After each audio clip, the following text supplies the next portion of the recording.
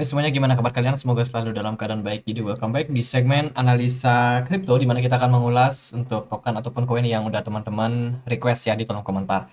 Jadi di video kali ini kita akan bahas soal Zilliqa. Teman-teman, Zilliqa ya dia ada news ya yang paling awal untuk bulan Januari ini. Jadi ada news bahwa mereka itu ingin melakukan vote untuk saat ini.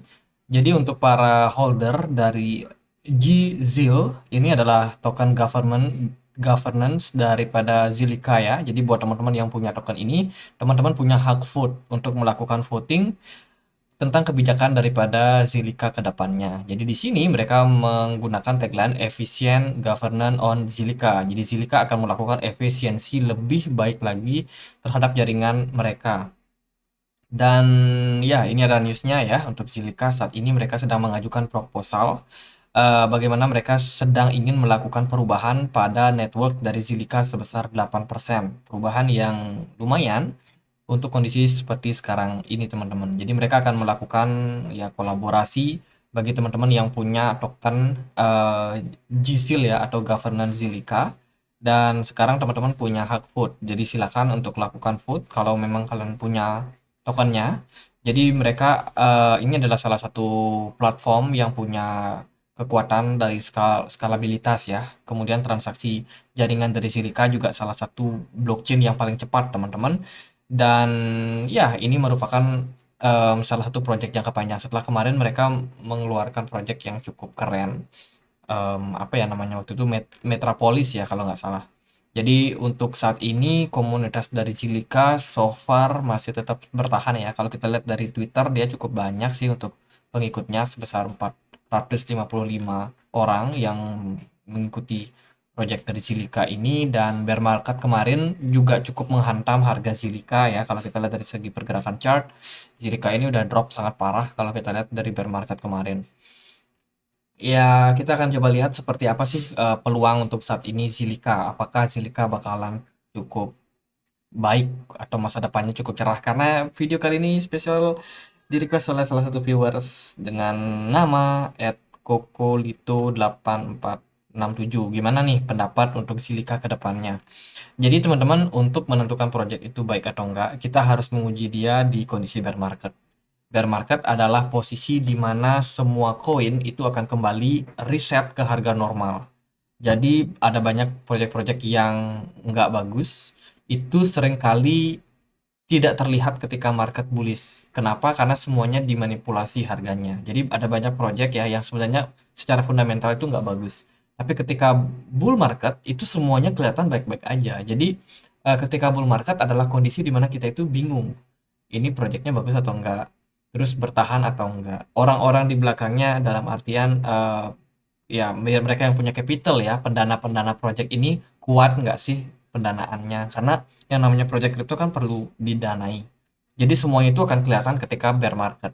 Terbukti banyak koin-koin yang kemarin em, bermasalah. Contohnya adalah Terra Luna. Terra Luna kan itu top CMC, top 10 di CMC lah bisa dibilang. Dia baru baru muncul itu langsung menjadi salah satu rising star lah bisa dibilang, mencuri perhatian banyak orang teman-teman, karena setelah kemunculannya Luna itu berada di top 10. Jadi itu menggeser beberapa koin besar. Kayak contohnya Doge ya, Dogecoin, terus ada Matic kayaknya itu juga juga disalip sama Terra, tapi akhirnya ya busuknya kelihatan juga. Istilahnya seperti itu ya. Jadi Zilliqa juga salah satu project yang tetap sustain, dan so far dia saat ini lagi berada di posisi 83 ya, bukan bukan token yang bisa dibilang paling top, tapi bear market kemarin sudah membuktikan bahwa Zilliqa masih tetap ada dan juga bertahan dalam kondisi ini.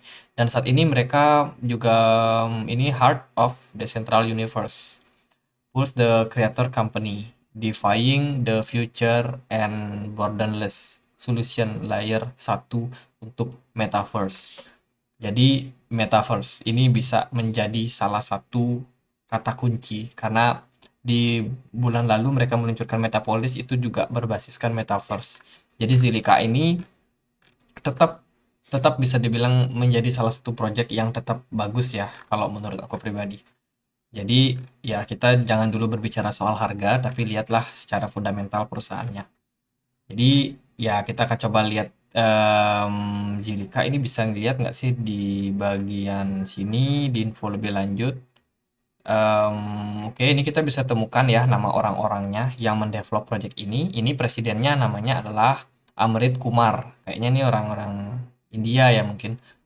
Terus ada Kenneth Bok, Michael Kohn, dan juga ada Sayan Kouduri. Ya, mohon maaf kalau salah.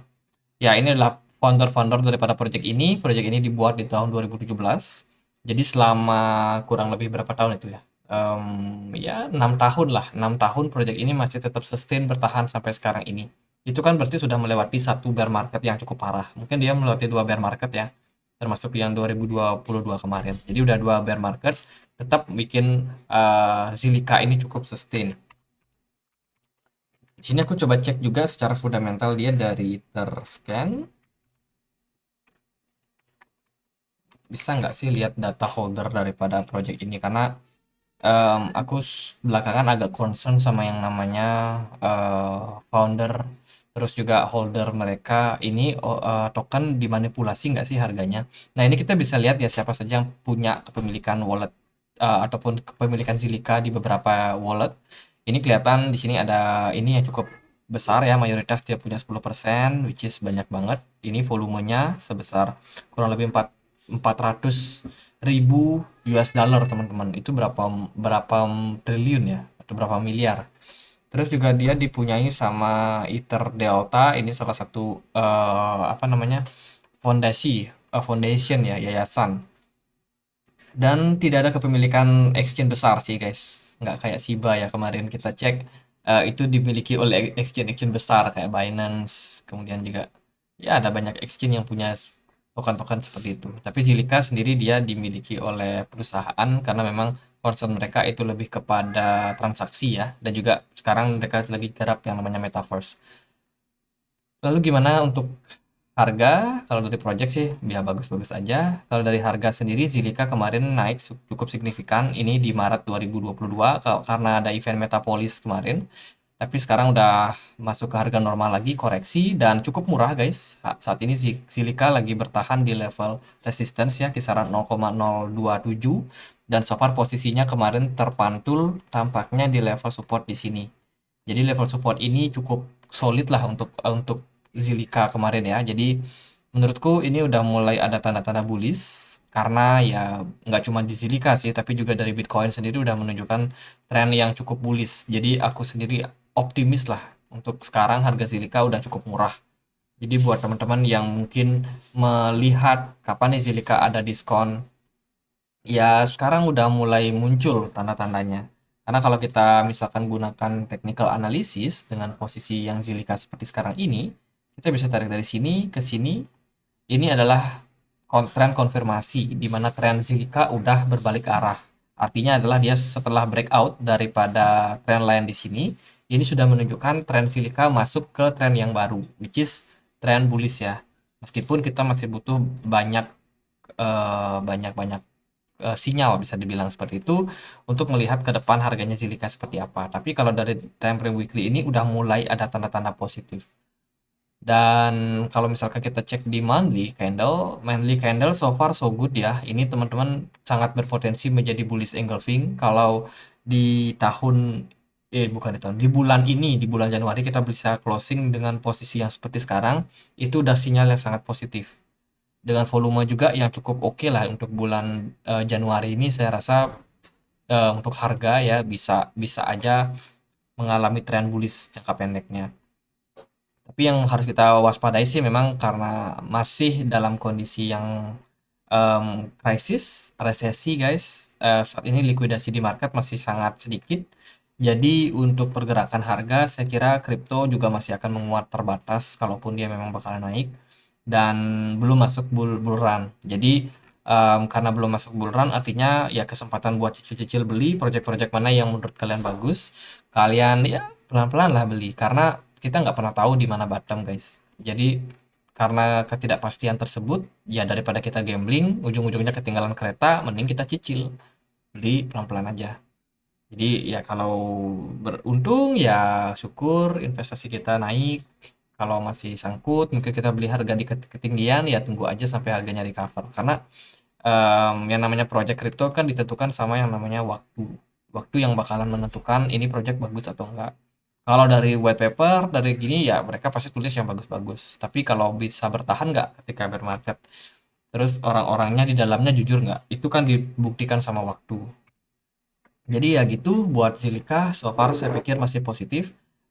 Dia ada level resistance yang harus ditembus saat ini, dan kalau berhasil breakout, target berikutnya sih di resistance kuat, berarti di sekitaran sini, di 0,06.